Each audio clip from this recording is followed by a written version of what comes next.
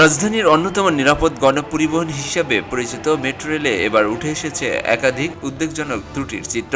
নিরাপত্তা অডিটে শনাক্ত হয়েছে 730টি ত্রুটিপূর্ণ বিয়ারিং প্যাড, পাশাপাশি বিভিন্ন স্থানে পিয়ারহেড, কনক্রিটের বেস ও বক্স গার্ডারে ফাটল, মরিচা ধরা রেললাইন, ফাস্টেনিং ও অন্যান্য যন্ত্রাংশে ত্রুটিও ধরা পড়েছে।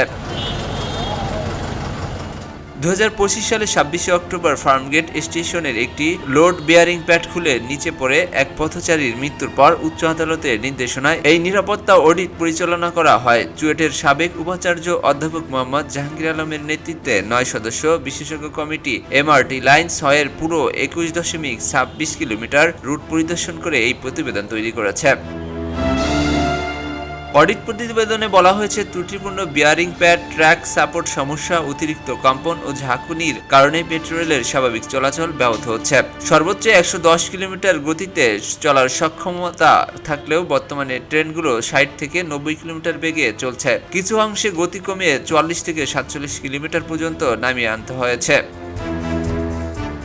প্রতিবেদন অনুযায়ী 423, 442, 446 ও 448 নম্বর পিলারের বিয়ারিং প্যাডের গুরুতর ত্রুটি শনাক্ত হয়েছে। 341 নম্বর পিলারের 1 মিলিমিটারের বেশি ফাটলও দেখা গেছে। এসব ত্রুটির সম্ভাবনার কারণ হিসেবে ডিজাইনগত সমস্যার কথা উল্লেখ করে জাপানি ডিজাইন কনসালটেন্টের কাছে ব্যাখ্যা চেয়েছে কমিটি।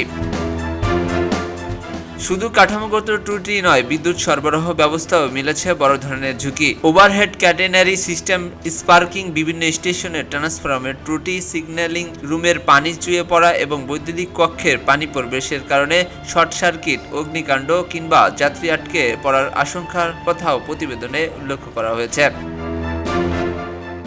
অডিটে আরও বলা হয়েছে, অতিরিক্ত ঝাঁকুনির কারণে ট্রেনের অনেক সময় নির্ধারিত স্টপেজের আগেই থেমে যাচ্ছে। এতে ট্রেনের দরজা ও প্ল্যাটফর্মের স্ক্রিন ডোরের মধ্যে অসামঞ্জস্য তৈরি হচ্ছে। এ ধরনের ত্রুটির কারণে ইতিমধ্যে 5টি ট্রেন সেট অপারেশন থেকে প্রত্যাহার করা হয়েছে। কমিটির সতর্কবার্তা, দ্রুত সমাধান না হলে ভবিষ্যতে লাইন চ্যুতির ঝুঁকিও তৈরি হতে পারে। এসব সমস্যা সমাধানের জন্য ত্রুটিপূর্ণ বেয়ারিং প্যাড দ্রুত প্রতিস্থাপন, dynamic vibration testing, smart structural health monitoring system চালু, স্বাধীন সেফটি স্টিয়ারিং কমিটি গঠন এবং ডিজিটাল ত্রুটি ব্যবস্থাপনার চালুর সুপারিশ করা হয়েছে। ডিএমটিসিএল কোম্পানির সচিব খন্দকার এহতেশামুল কবির জানিয়েছে, উচ্চ আদালতের অডিট প্রতিবেদন জমা দেওয়া হয়েছে। আদালতের নির্দেশনা এবং বিশেষজ্ঞ কমিটির সুপারিশ অনুযায়ী প্রয়োজনীয় ব্যবস্থা নেওয়া হবে। এস আলী দুর্জয়, খবরের কাগজ, ঢাকা। খবরের কাগজ, নিখাত, নির্ভীক, নিরপেক্ষ।